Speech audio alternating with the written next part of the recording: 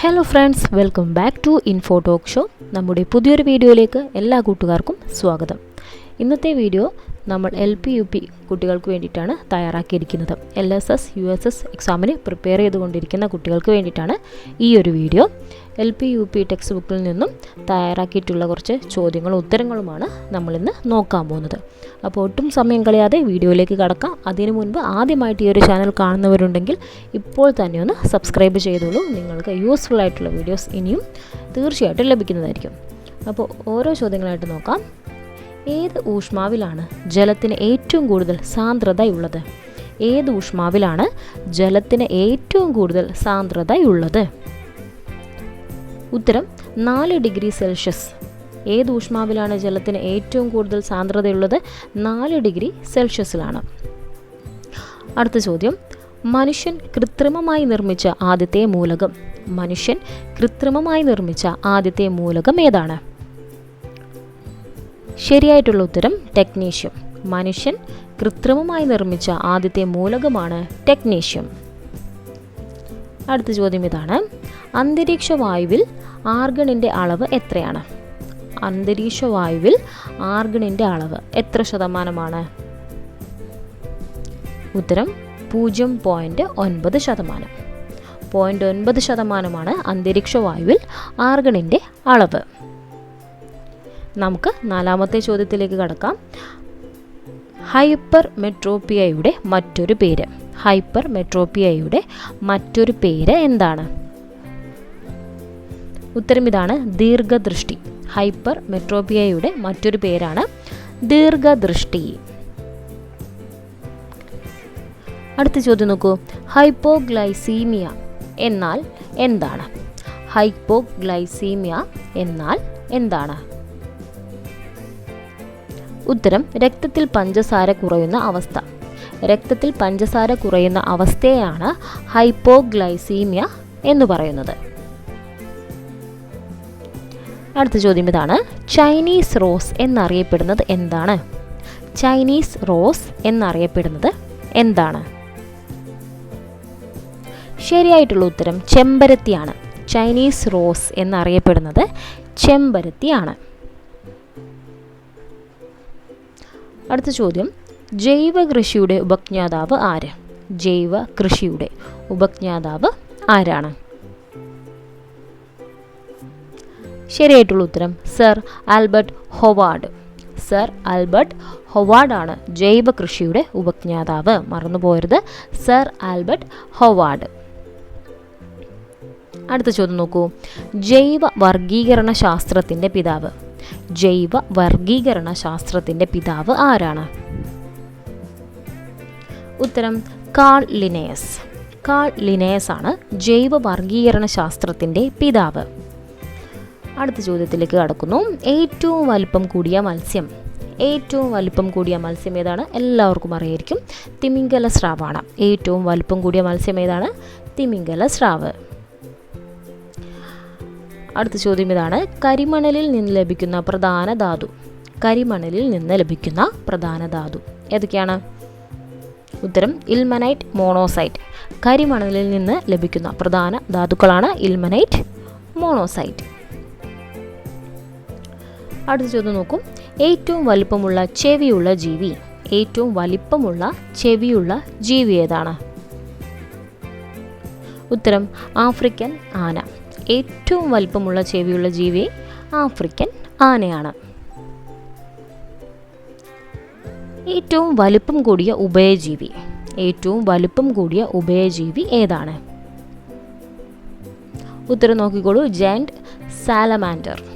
Giant salamander ആണ് ഏറ്റവും വലിപ്പം കൂടിയ ഉഭയജീവി. അടുത്ത ചോദ്യം ഇതാണ്. ഏറ്റവും വലിപ്പം കൂടിയ തവള. ഏറ്റവും വലിപ്പം കൂടിയ തവള ഏതാണ്? ഉത്തരം ഗോലിയാത്ത് തവള. ഏറ്റവും വലിപ്പം കൂടിയ തവളയാണ് ഗോലിയാത്ത് തവള. അടുത്ത ചോദ്യം ഇതാണ്. കറുത്ത ഇരട്ടകൾ എന്നറിയപ്പെടുന്നത്. കറുത്ത ഇരട്ടകൾ എന്നറിയപ്പെടുന്നത് എന്താണ്? ഉത്തരം ഇരുമ്പും കൽക്കരിയും. കറുത്ത ഇരട്ടകൾ എന്നറിയപ്പെടുന്നത് ഇരുമ്പും കൽക്കരിയുമാണ്. അടുത്ത ചോദ്യം ഇതാണ്. പരിണാമ സിദ്ധാന്തത്തിൻ്റെ ഉപജ്ഞാതാവ്. പരിണാമ സിദ്ധാന്തത്തിൻ്റെ ഉപജ്ഞാതാവ് ആരാണ്? ഉത്തരം ചാൾസ് ഡാർവിൻ. പരിണാമ സിദ്ധാന്തത്തിൻ്റെ ഉപജ്ഞാതാവാണ് ചാൾസ് ഡാർവിൻ. ഇലക്ട്രോ കാർഡിയോഗ്രാം കണ്ടുപിടിച്ചത് ആര്? ഇലക്ട്രോ കാർഡിയോഗ്രാം കണ്ടുപിടിച്ചത് ആരാണ്? ഉത്തരം വില്യം ഐന്തോവൻ. വില്യം ഐന്തോവനാണ് ഇലക്ട്രോ കാർഡിയോഗ്രാം കണ്ടുപിടിച്ചത്. അടുത്ത ചോദ്യത്തിലേക്ക് കടക്കാം. തൊണ്ടമുഴ ഉണ്ടാകുന്നത് ഏത് മൂലകത്തിൻ്റെ അഭാവം മൂലമാണ്?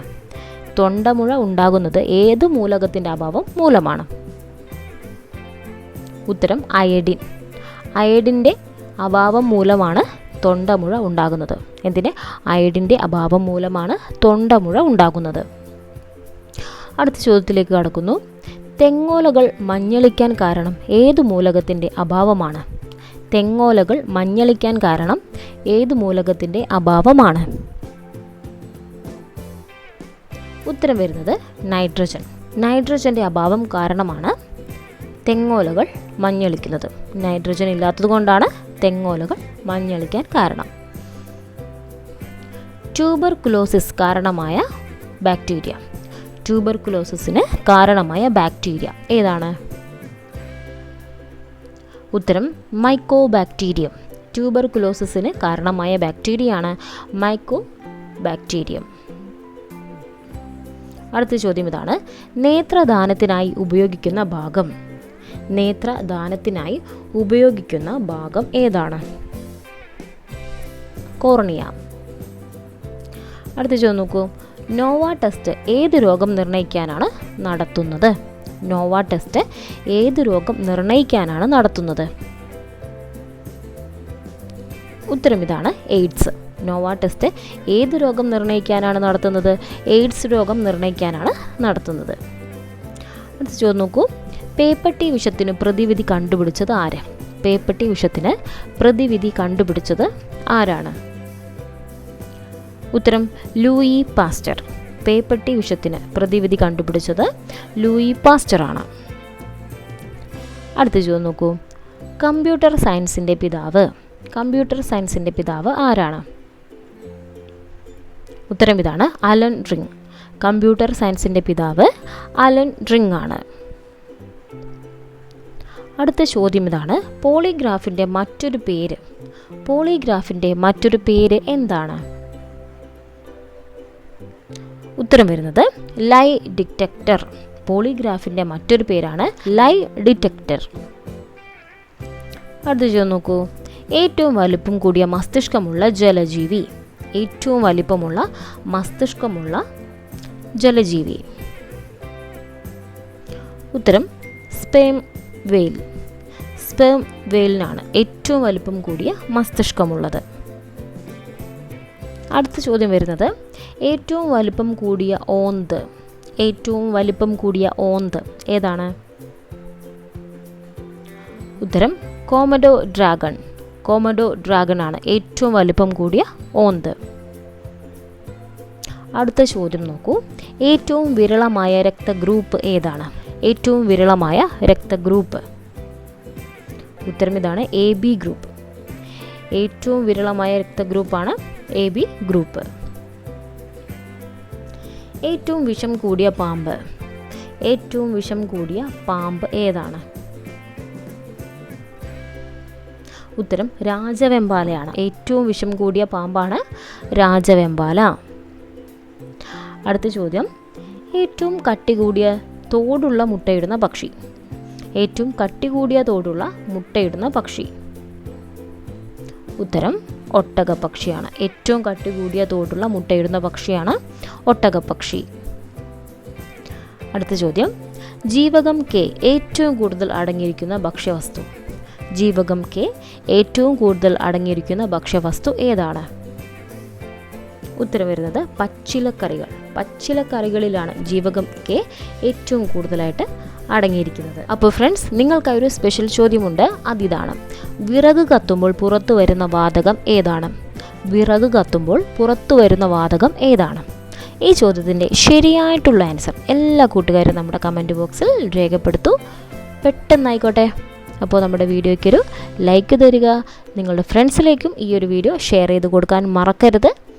അപ്പോൾ നിങ്ങൾക്ക് യൂസ്ഫുൾ ആയിട്ടുള്ള മറ്റൊരു വീഡിയോയുമായി നമുക്ക് വീണ്ടും കാണാം. Thank you for watching.